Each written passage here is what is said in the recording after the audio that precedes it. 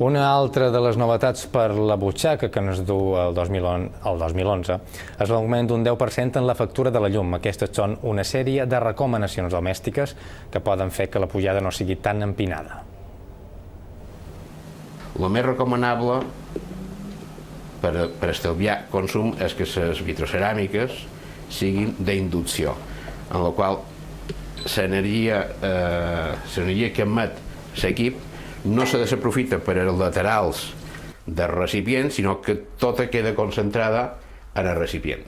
En aquest cas tenim el termoelèctric. El termoelèctric, la recomanació és de ballar la temperatura d'escalfament de l'aigua. Com més alta sigui la temperatura d'emmagatzematge d'aigua calenta, més consum tindrem per la seva producció. La rentadora l'hem d'omplir el màxim que puguem. Si és una rentadora de 5 quilos, li hem de col·locar 5 quilos de producte per utilitzar-la les menys vegades possibles i no utilitzar mai aigua calenta. La calefacció podria suposar un percentatge de la factura superior al 30 o 40%. Les recomanacions són 21 graus en l'hivern i 26 en l'estiu, o sigui, no davallar massa en l'estiu i no pujar massa en l'hivern. A la part de major consum.